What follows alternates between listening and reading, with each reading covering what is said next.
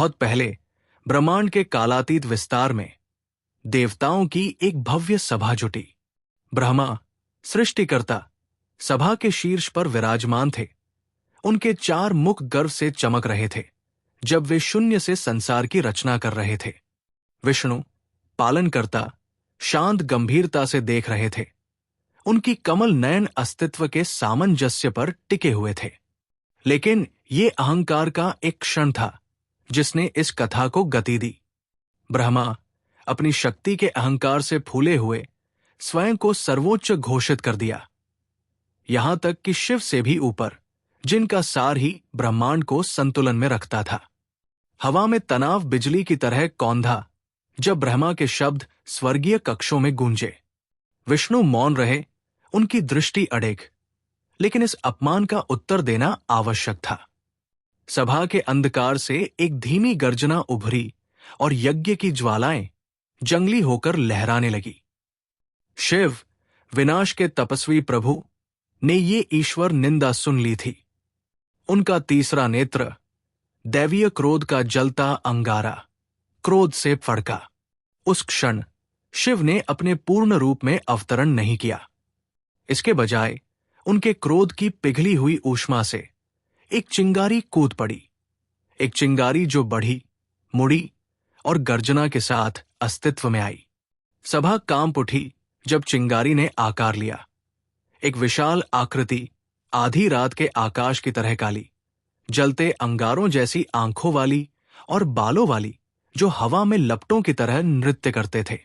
उनकी गर्जना ने स्वर्ग को हिला दिया, एक ऐसी आदिम ध्वनि जिसने हवाओं को भी शांत कर दिया। ये थे भैरव, मां से नहीं बल्कि शिव के अनियंत्रित क्रोध से जन्मे उनकी भीषणता का साकार रूप। भैरव ब्रह्मा के सामने खड़े हुए। उनके हाथ में त्रिशूल था जिसके नोक प्रतिशोध का वादा चमका रहे थे। देवता जम गए। उनका दैवीय तेज इस भयानक अस्तित्व के सामने धूमिल पड़ गया। ब्रह्मा बहुत देर से अपनी मूर्खता को समझकर हकलाए जब भैरव ने अपना हथियार उठाया। एक ही तेज गति से भैरव ने ब्रह्मा के 5 सिरों में से एक को काट दिया। वो सिर जिसने ऐसा अहंकार बोलने की हिम्मत की थी। कार्य पूरा हो गया था, परंतु एक सृष्टिकर्ता की हत्या का कृत्य भले ही आंशिक रूप से उन्हें ब्रह्म हत्या के पाप से कलंकित कर गया। एक ब्राह्मण की हत्या। कटा हुआ सिर भैरव के हाथ से चिपक गया। इसका भार एक शाप था।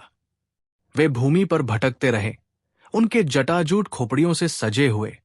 उनके वफादार कुत्ते उनके साथ हौ करते। ब्रह्मा का सिर उनकी हथेली से जुड़ा रहा, एक निरंतर यातना, जब तक वे पवित्र काशी नगरी तक नहीं पहुंचे। वहां गंगा के तट पर सबसे पवित्र नदी के किनारे भैरव ने उसके जल में डुबकी लगाई। धाराएं उनके चारों ओर घूमी, गहरी और काली, उनकी आत्मा से चिपके पाप को धो डाली।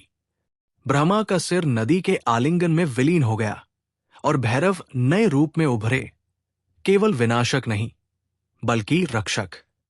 काशी में उन्होंने काशी कोतवाल के रूप में अपना स्थान लिया, नगरी के शाश्वत संरक्षक।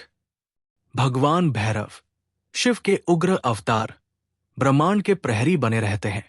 भक्तों ने मदिरा और मांस अर्पित किया, क्योंकि भैरव शिव की तरह तपस्वी नहीं थे। वे अनियंत्रित थे, भय और दया दोनों के देवता। और इस प्रकार भैरव के जन्म की कथा अमर है। दैवीय क्रोध के प्रकटीकरण की कहानी, अहंकार के पतन की और शिव के क्रोध की अग्नि में ढले एक रक्षक की। वे एक स्मरण है कि विनाश में भी उद्देश्य है, भय में भी श्रद्धा है। अगर आपको यह वीडियो पसंद आया तो इसे लाइक करें और शेयर करें। ऐसी ही अद्भुत और रोचक कथाओं के लिए हमारे चैनल युग कथाएं को सब्सक्राइब करें और बेल आइकन जरूर दबाएं, ताकि आपको हर नई कहानी की सूचना सबसे पहले मिले। जय महादेव।